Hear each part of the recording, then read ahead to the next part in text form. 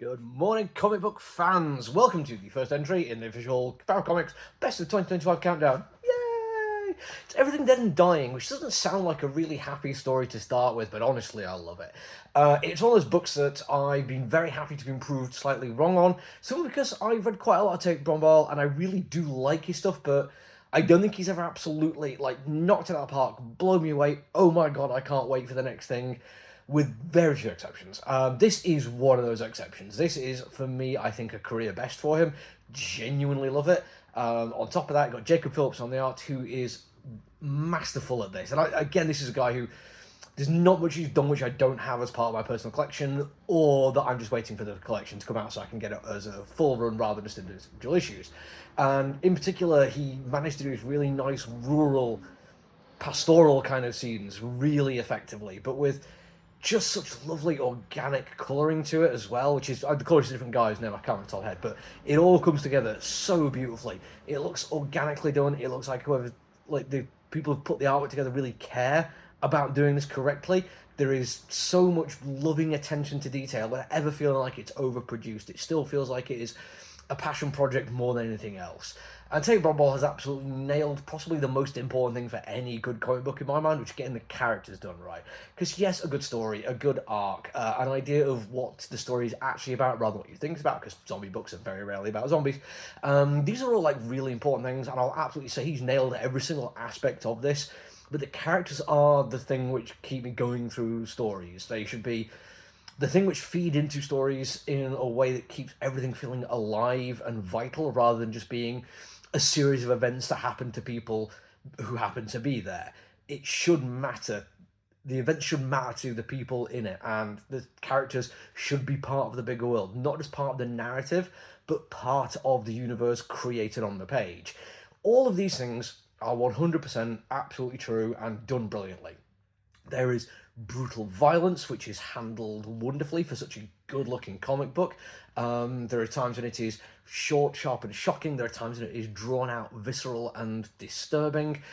And all of it happens in this beautifully illustrated pastoral scene of people living their best lives possible. And it just works. It looks so good.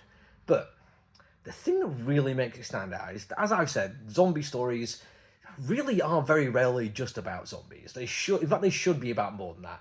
Anyone who just says about zombies kind of wants to tell a story where what they really want is a group of characters which is totally okay to do violence to. And this is fair. It happens in sci-fi and fantasy and horror quite a lot. You do see, like, things changing recently, and an awful lot of what are considered generic evil races in fantasy are getting far more depth to them.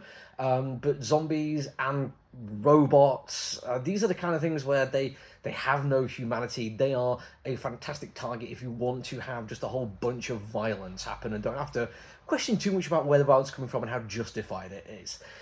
But the best zombie stories are the ones who understand that that is lazy storytelling and try to tell bigger, better stories. Now, we're not fully complete on this story. I'm only about 3 issues in, I think, but I'm enjoying it so much that it is absolutely on my best of the year list. And on a very surface level, to me at least, the idea of the zombies and how they're represented in this story feel like this idea of a queer man married with a child doing what he can to maintain the status quo so he can be left alone to live the life that he thinks he is entitled to.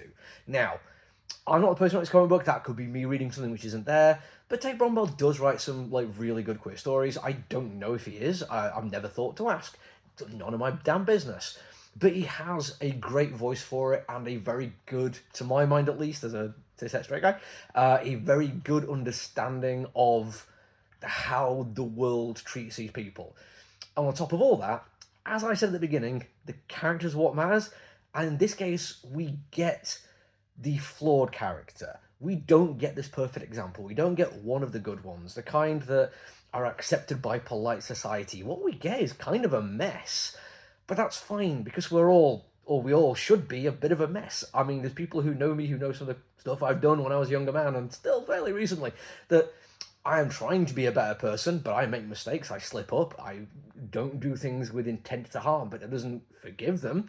And in a world where there is rising and continuous hatred towards the queer community, the idea that these people have to be perfect and can't be flawed, this is something worth talking about. And yes, it's not a catch-all excuse to be a piece of crap because the world has treated you like a piece of crap, but at least people should be able to empathize with it, should be able to look at it and understand motivation and understand fallout from actions which were not their own, but they are a party to. This is great, complicated, brilliantly well done character writing, and it's the thing that makes me go back to it. I can't wait for the last two issues. If you haven't been picking up, I think the collection is due out in March of next year. Go to your local comic book store and tell them you want it. You will not be disappointed. That's it for me for now, though. We are going to carry on the countdown. There's going to be like weekends when I might not do it, but we're started. Let's see how it comes out at number one. Until I see you all again, look after each other, everyone. Stay safe. Bye.